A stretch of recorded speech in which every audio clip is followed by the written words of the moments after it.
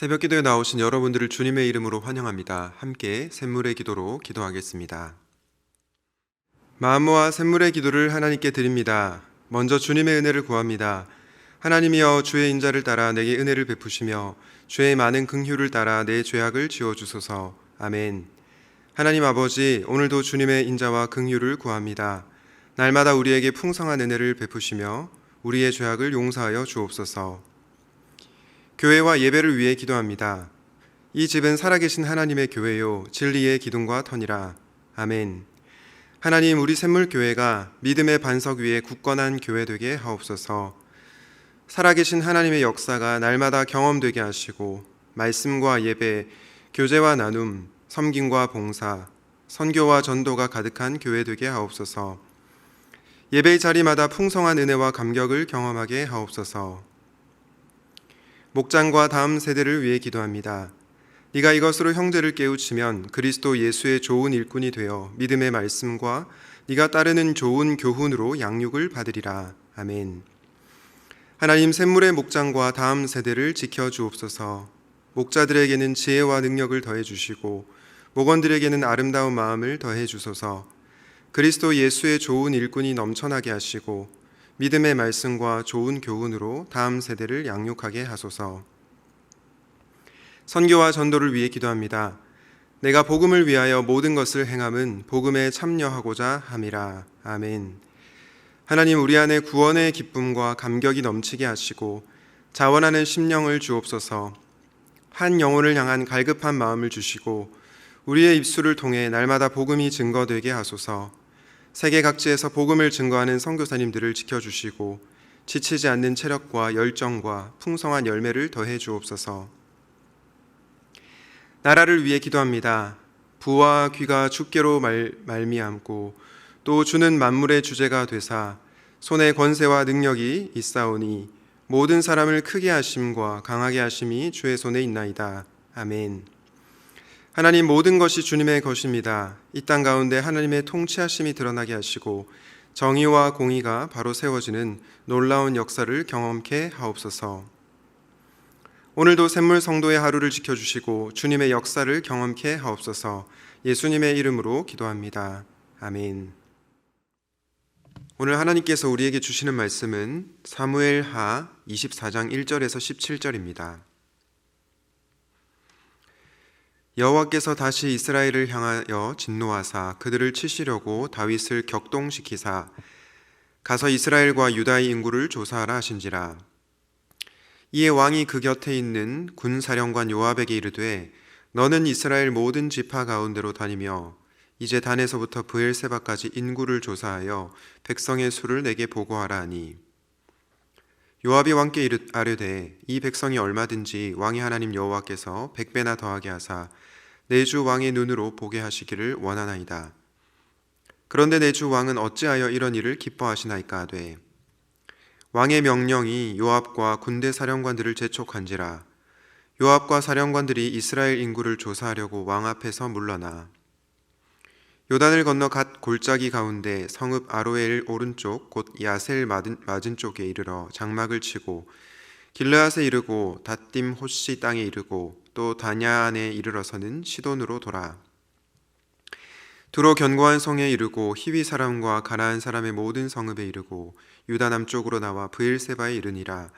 그들 무리가 국내를 두루 돌아 9달 20날 만에 예루살렘에 이르러 요압이 백성의 수를 왕께 보고하니 곧 이스라엘에서 칼을 빼는 담대한 자가 80만 명이요 유다 사람이 50만 명이었더라. 다윗이 백성을 조사한 후에 그의 마음에 자책하고 다윗이 여호와께 아뢰되 내가 이 일을 행함으로 큰 죄를 범하였나이다. 여호와여, 이제 간구하옵나니 종의 죄를 사하여 주옵소서. 내가 심히 미련하게 행하였나이다 하니라. 다윗이 아침에 일어날 때에 여호와의 말씀이 다윗의 선견자 된 선지자 갓에게 임하여 이르시되 가서 다윗에게 말하기를 여호와께서 이와 같이 말씀하시기를 내가 너에게 3가지를 보이노니 너를 위하여 너는 그 중에서 하나를 택하라. 내가 그것을 너에게 행하리라 하셨다 하라 하시니, 갓이 다윗에게 이르러 아뢰어 이르되 왕의 땅에 7년 기근이 있을 것이니까 혹은 왕이 왕의 원수에게 쫓겨 석 달 동안 그들 앞에서 도망하실 것이니까, 혹은 왕의 땅에 사흘 동안 전염병이 있을 것이니까, 왕은 생각하여 보고 나를 보내신 이에게 무엇을 대답하게 하소서 하는지라. 다윗이 갓에게 이르되 내가 고통 중에 있도다. 청하건대 여호와께서는 긍휼이 크시니 우리가 여호와의 손에 빠지고 내가 사람의 손에 빠지지 아니하기를 원하노라 하는지라. 이에 여호와께서 그 아침부터 정하신 때까지 전염병을 이스라엘에게 내리시니 단에서부터 브엘세바까지 백성의 죽은 자가 7만 명이라. 천사가 예루살렘을 향하여 그의 손을 들어 멸하려 하더니 여호와께서 이 재앙 내리심을 뉘우치사 백성을 멸하는 천사에게 이르시되 족하다. 이전은 내 손을 거두라 하시니 여호와의 사자가 여부스 사람 아라우나의 타작마당 곁에 있는지라. 다윗이 백성을 치는 천사를 보고 곧 여호와께 아뢰어 이르되 나는 범죄하였고 악을 행하였거니와 이 양무리는 무엇을 행하였나이까. 청하건대 주의 손으로 나와 내 아버지의 집을 치소서 하니라. 아멘. 오늘은 참된 목자라는 제목으로 말씀을 전하도록 하겠습니다. 오늘 본문 1절에 보니까 여호와께서 다시 이스라엘을 향하여 진노하셨다라고 합니다. 이스라엘이 하나님의 말씀에 불순종해서 하나님께서 이스라엘 백성들에게 진노하셨다라고 얘기하고 있습니다. 그런데 한 가지 특이한 것은 하나님께서 다윗을 격동시키셔서 이스라엘과 유다의 인구를 조사하게 하셨다는 점입니다.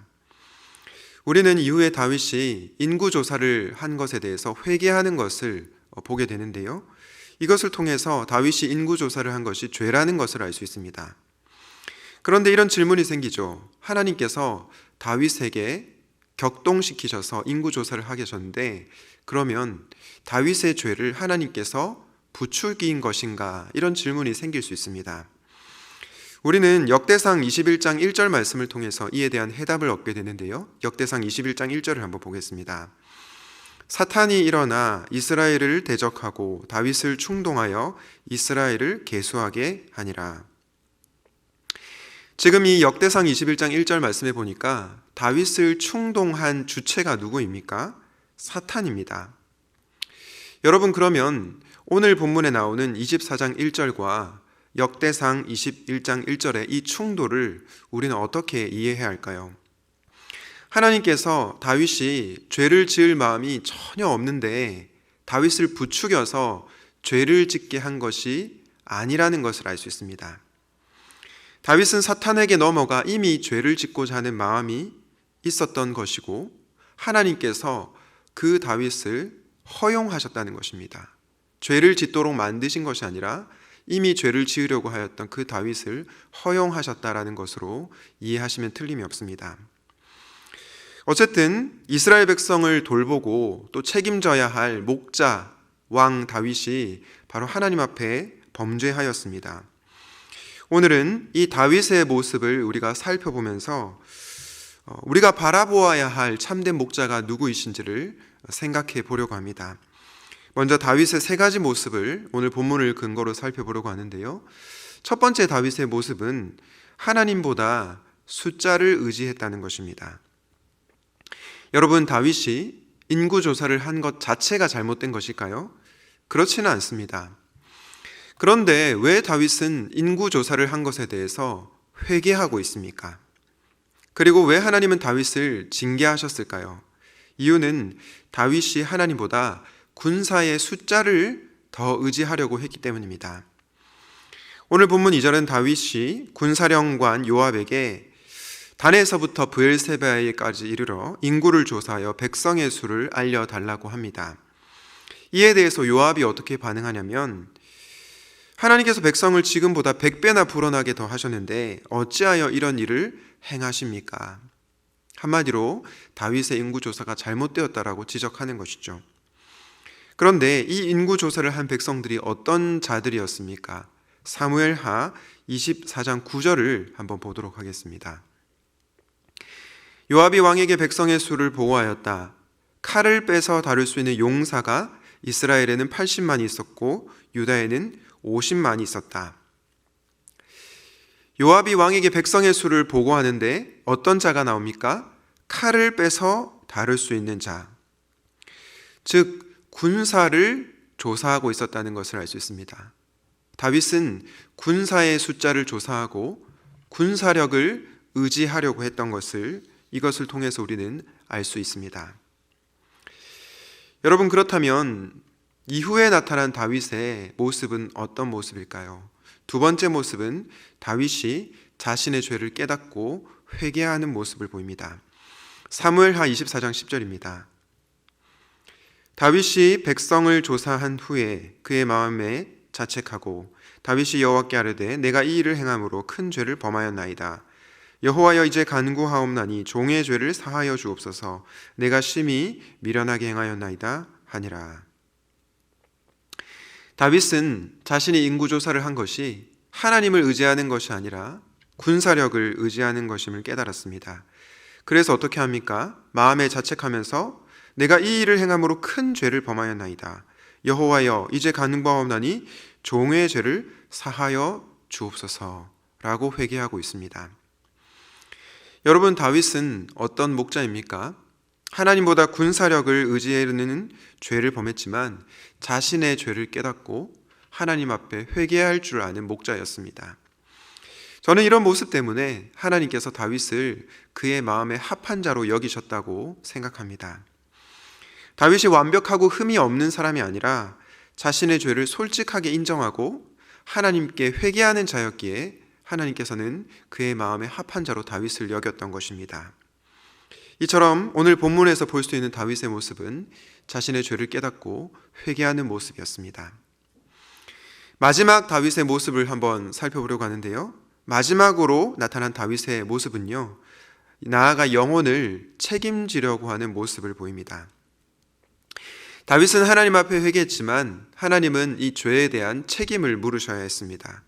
그래서 다윗이 요청한 대로 단에서부터 브엘세바에 이르기까지 사흘 동안 전염병이 퍼집니다. 그 결과 백성 가운데 수많은 사람이 죽게 되었죠. 이 백성을 심판하는 하나님 앞에서 다윗이 어떻게 반응하는지 사무엘하 24장 17절 말씀을 통해 확인하겠습니다.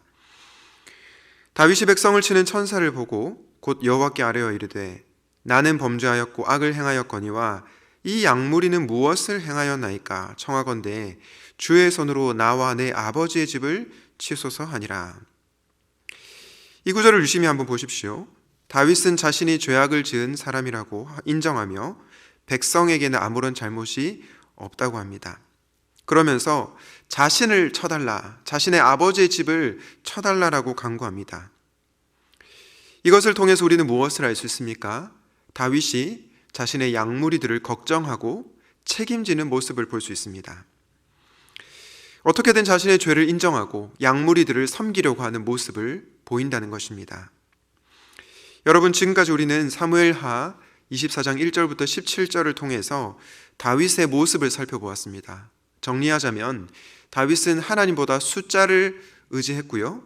그러나 하나님 앞에 죄를 깨닫고 회개하는 모습을 보였습니다.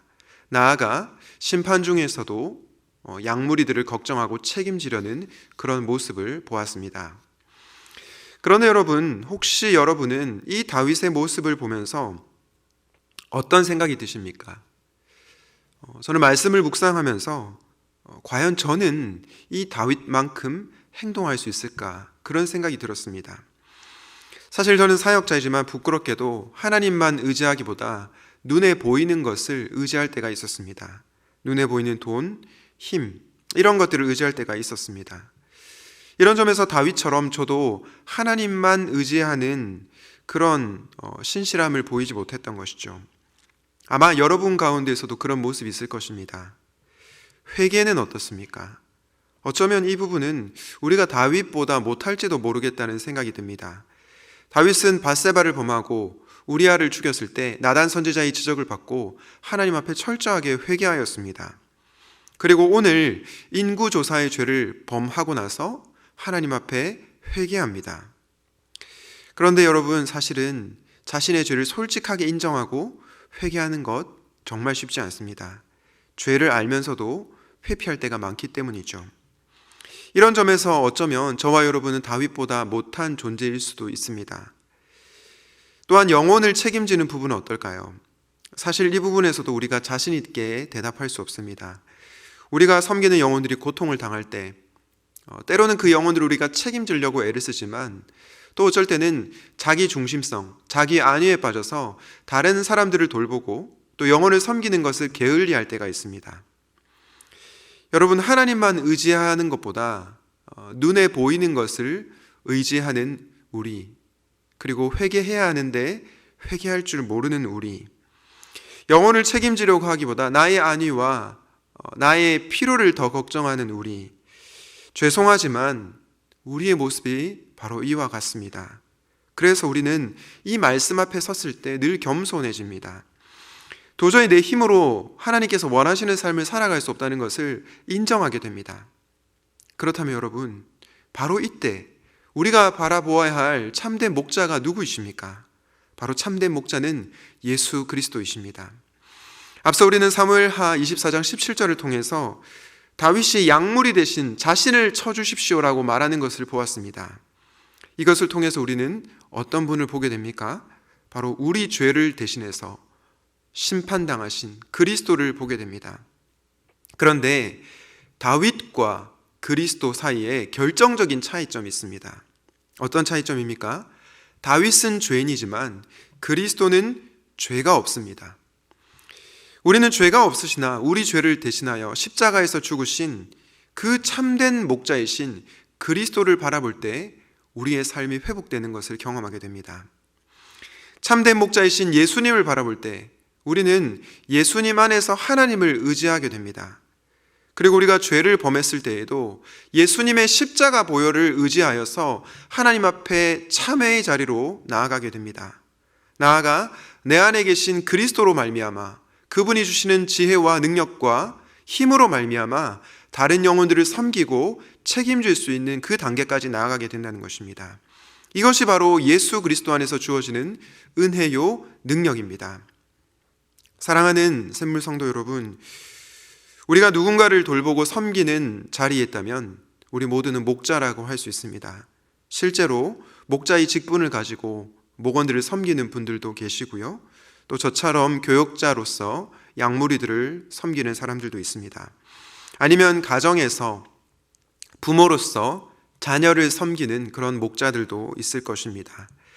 그런데 우리가 목자로서 역할을 잘 하기 위해서 필요한 분, 우리가 바라보아야 할 분이 누구이십니까? 바로 참된 목자이신 예수님이십니다. 그러므로 예수님 안에 거함으로 하나님을 의지하시고 예수 십자가의 보혈을 의지해서 하나님 앞에 회개하시며 나아가 주님이 부어주시는 그 지혜와 능력으로 여러분에게 주어진 그 영혼을 사랑하는 모든 생물의 성도님들 되시기를 주님의 이름으로 축원드립니다. 아멘. 오늘 말씀을 기억하면서 함께 이렇게 기도하면 좋겠습니다. 참된 목자이신 예수님 안에 거함으로 하나님만 의지하게 하시고 회개를 기뻐하게 하시며 영혼을 돌보고 책임지는 우리가 되게 하여 주시옵소서. 그리고 내일은 창립기념주일입니다. 24주년 창립기념주일인데 이 예배 가운데 하나님의 임재를 깊이 경험하게 하옵소서. 이렇게 기도하시고 개인의 기도 제목으로 기도하시겠습니다.